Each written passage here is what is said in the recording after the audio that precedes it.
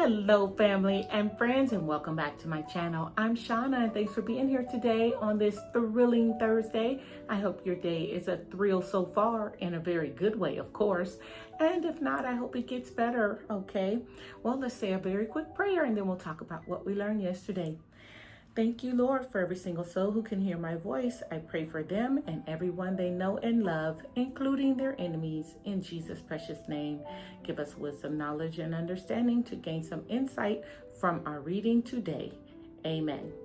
All right, friends. Well, yesterday we covered 1 Kings chapter 11, and then we covered Ecclesiastes first chapter 1 through 11. So a very quick review of that reading. So 1 Kings reading, it covered King Solomon. He died in our reading yesterday. He reigned 40 years and he was the third king of Israel, as many of you already know that. So Solomon fell out of God's favor because he married so many foreign women, and God had warned against that. And of course, over time, those foreign women demanded to, give sacrifices and honor their God, which were pagan idols. And so many of his wives, he had 700 of them after all. Not all of them believed in the God in heaven. So out of 700 wives and 300 concubines, he was in a lot of trouble with these women. And so he gave in, and not only did he allow them to worship, he allowed them to erect statues and holy places for these people, for their god Ashtaroth, Milcom, Chemosh. Those are idol pagan gods. And so God told him he's going to lose most of the kingdom, but for the sake of David, his father, he's gonna allow a portion of Israel to be reigned by his son Rehoboam. So out of the 12 tribes, King Solomon and his descendants lost 10 of those tribes to enemies, and his son only reigned over the tribe of Judah or Israel, and the other king, Jeroboam, was the next king of Judah. So it was split up again, because if you remember, when David, for a long time, he was only the king of Judah, or was it Israel? But I remember the kingdom was divided. If you remember, what was the name? Saul had half, and then David had the other half. Kind of similar what's going on now, except they're enemies of Israel, who has the other half. So you already know, after this long period of peace under King Solomon, it's probably going to usher in a period of war, because you have these, divided kingdom now. But let's not jump ahead. And then also in the Ecclesiastes reading, we covered chapter 1, only 11 verses there. And so a little background on the book of Ecclesiastes. It's a collection of wisdom literature, and it is written by King Solomon. Some people dispute that, but most scholars accredit the book of Ecclesiastes to King Solomon, which is probably why it's showing up now in our chronological Bible, right? We're not questioning it, we're just trusting it. The trusty chronological Bible is what we committed to doing in 2025. So there you have it. All right, my friends. Well, that's it for my little review. Let's talk about some quick church announcements before I let you go, because of course I prepared a video for you for today's reading, and it's quite a lot. Today we have to read Ecclesiastes 1 through 6. So it's a nice amount of reading, but it's beautiful. It's very thought-provoking. It's definitely wisdom literature. And I think after you get finished reading it, you're going to feel a little bit more wiser, or at least you're going to have some things to think about and contemplate, which is a good thing. All right, church announcements real quick. Hey, family and friends back home. That's Youngstown, Ohio.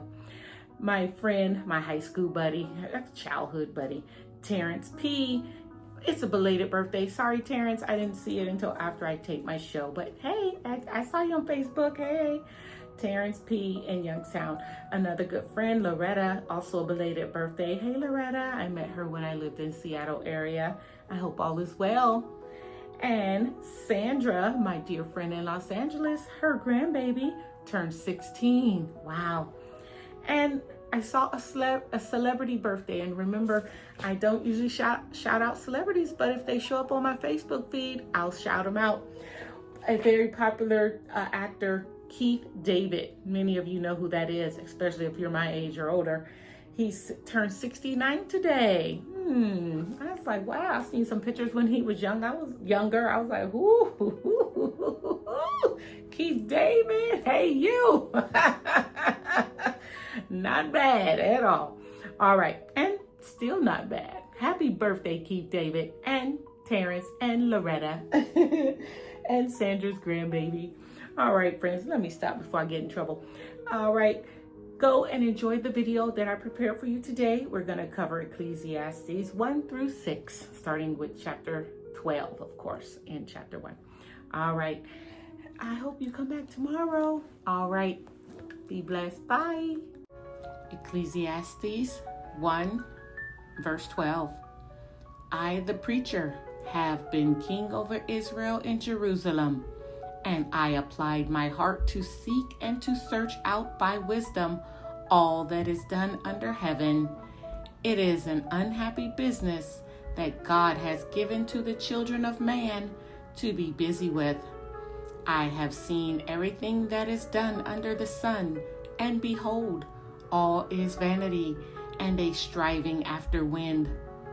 What is crooked cannot be made straight, and what is lacking cannot be counted. I said in my heart, I have acquired great wisdom, surpassing all who were over Jerusalem before me. And my heart has had great experience of wisdom and knowledge. And I applied my heart to know wisdom and to know madness and folly. I perceive that this also is but a striving after wind. For in much wisdom is much vexation, and he who increases knowledge increases sorrow. Chapter 2. I said in my heart, come now, I will test you with pleasure, enjoy yourself. But behold, this also was vanity. I said of laughter, it is mad, and of pleasure, what use is it? I search with my heart how I cheer my body with wine, my heart still guiding me with wisdom, and how to lay hold on folly, till I might see what was good for the children of man to do under heaven during the few days of their life. I made great works. I built houses and planted vineyards for myself. I made myself gardens and parks and planted in them all kinds of fruit trees. I made myself pools from which to water the forest of growing trees. I bought male and female slaves and had slaves who were born in my house. I had also great possessions of herds and flocks, more than any who had been before me in Jerusalem. I also gathered for myself silver and gold and the treasure of kings and providences. I got singers, both men and women, and many concubines, the delight of the sons of man. So I became great and surpassed all who were before me in Jerusalem. Also my wisdom remained with me, and whatever my eyes desired, I did not keep from them. I kept my heart from no pleasure, for my heart found pleasure in all my toil, and this was my reward for all my toil. Then I considered all that my hands had done, and the toil I had expended in doing it, and behold, all was vanity, and a striving after wind, and there was nothing to be gained under the sun. So I turned to consider wisdom and madness and folly. For what can the man do who comes after the king? Only what has already been done. Then I saw that there is more gain in wisdom than in folly, as there is more gain in light than in darkness. The wise person has his eyes in his head, but the fool walks in darkness. And yet I perceive that the same event happens to all of them. Then I said in my heart, what happens to the fool will also happen to me also. Why then have I been so very wise? And I said in my heart that this also is vanity. For of the wise as of the fool there is no enduring remembrance, seeing that in the days to come all will have been long forgotten. How the wise dies just like the fool. So I hated life, because what is done under the sun was grievous to me, for all is vanity and a striving after wind. I hated all my toil in which I toil under the sun, seeing that I must leave it to the man who will come after me, and who knows whether he will be wise or a fool. Yet he will be master of all for which I toiled and used my wisdom under the sun. This also is vanity.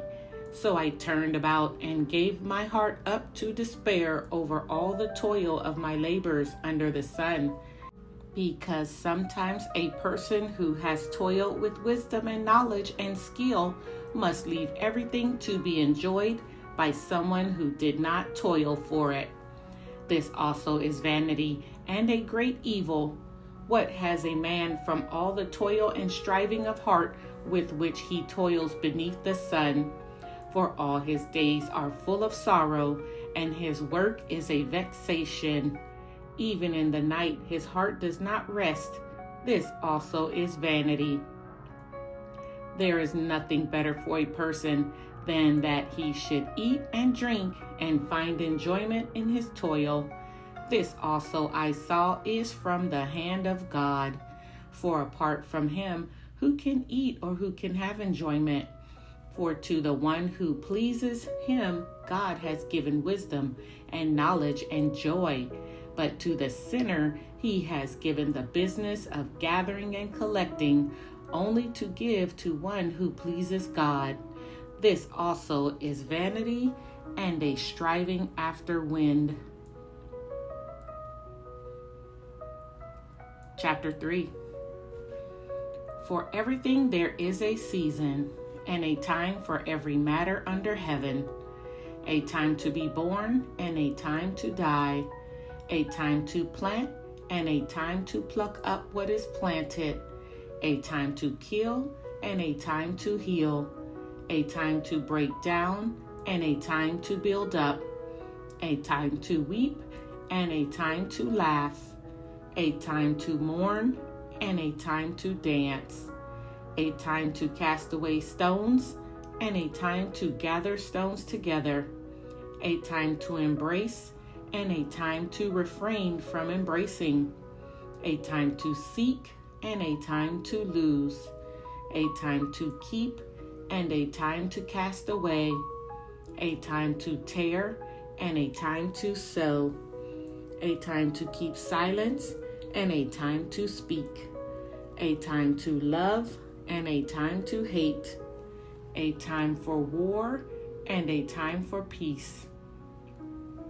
What gain has the worker from his toil?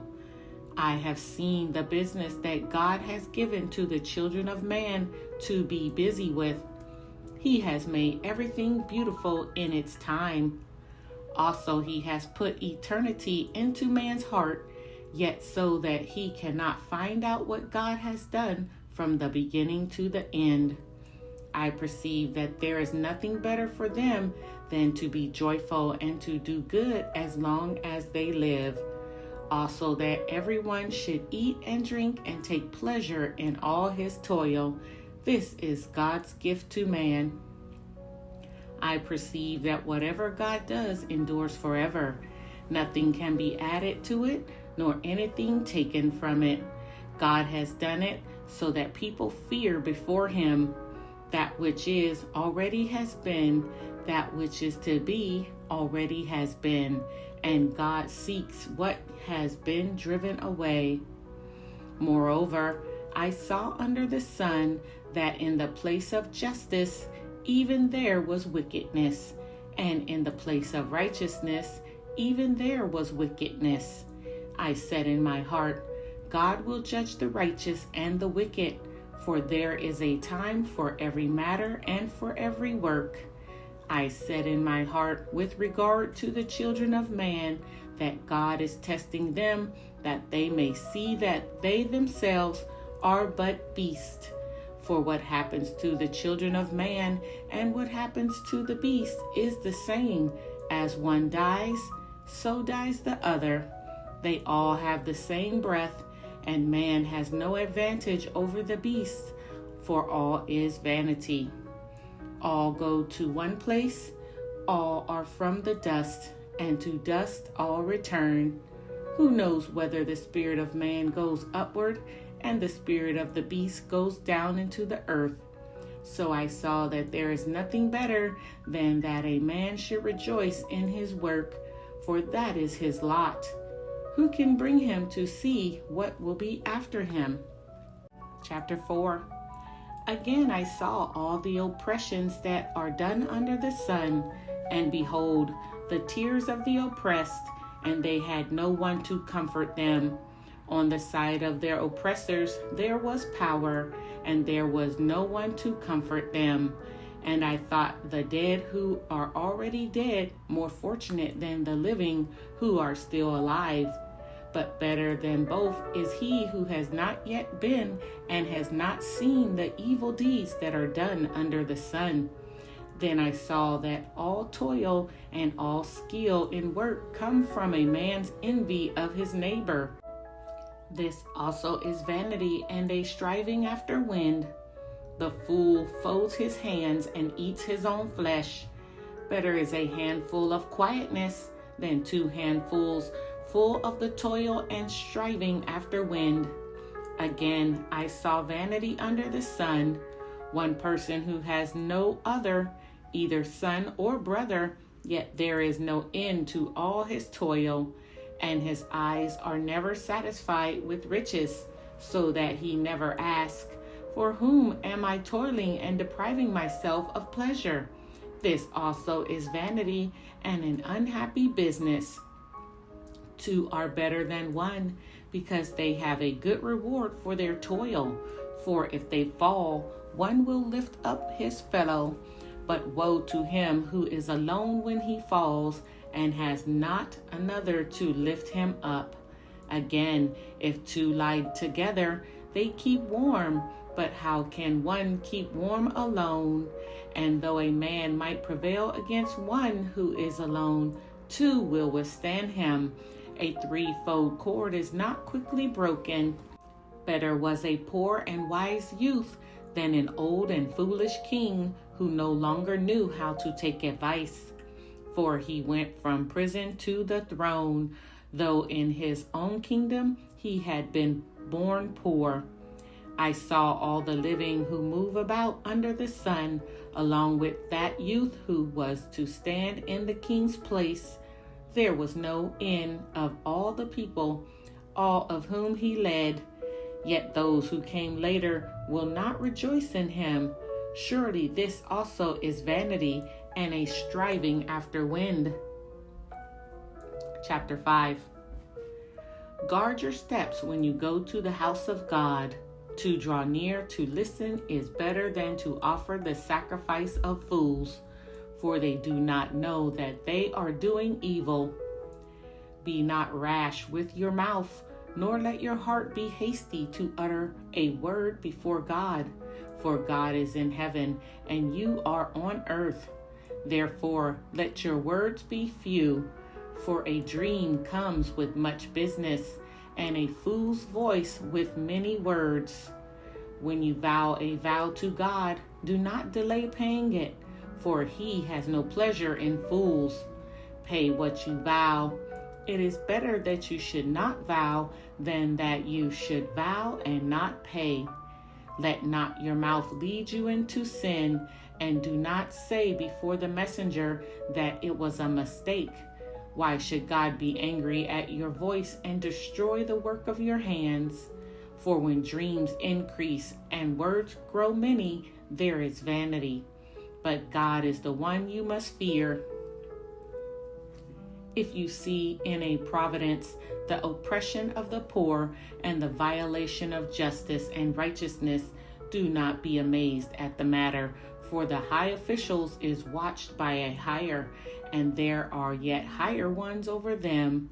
But this is gain for a land in every way, a king committed to cultivated fields. He who loves money will not be satisfied with money, nor he who loves wealth with his income. This also is vanity. When goods increase, they increase who eat them, and what advantage have their owner but to see them with his eyes? Sweet is the sleep of a laborer, whether he eats little or much, but the full stomach of the rich will not let him sleep.